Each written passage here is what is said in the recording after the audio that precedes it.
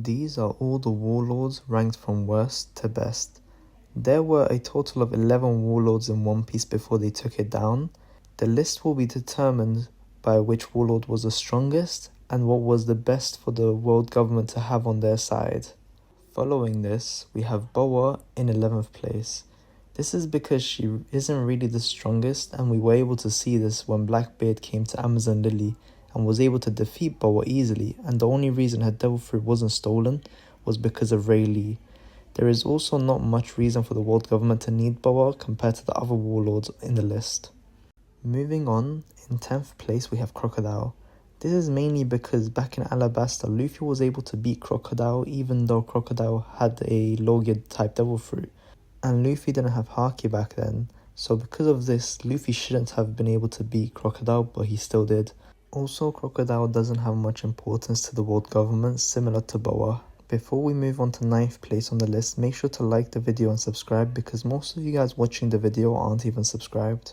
Now moving on to 9th place, we have Gecko Moria. Looking at Moria, he was definitely one of the tougher opponents that Luffy faced back in Thriller Bark arc. This is mainly because he is able to bring back dead people. Also, in terms of whether the world government needs Moria, I would say they do need him a lot because he's been around for a while. He was around when Kaido was getting big, Big Mom was getting big. It was also said that he fought with Kaido for 3 whole days before the fight had ended. This would show that Moria is very strong, especially back in the days, and this is why Moria has made it onto 9th place on the list. Next up in 8th place we have Kuma. Kuma was a hard one to find a place for on the list because we don't know much about him in terms of strength, other than the Zoro nothing happened moment. In terms of how much the world government actually wanted him, it's hard to tell. This is because, like I said, we don't really know much about him, other than that he knew Dragon. However, it is unknown whether the world government knew of this before offering Kuma to be a warlord. Moving on in 7th place we have Weevil. Just like before, it is unknown on his strength, but we do know that he claims to be Whitebeard's son, which could mean that he is strong.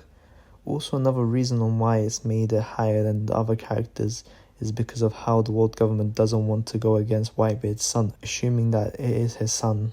Next, in 6th place, we have Buggy the Clown. Some may disagree with him being in the top 6 because he isn't really that strong. However, we do know that he is feared by the world government a lot. This is because he was in Roger's crew when he was younger, and he is also known as good friends with Shanks. This of course makes the world government want Buggy on his side. Anyways, this brings us to the end of the video. If you enjoyed the video, make sure to like the video and subscribe for more content.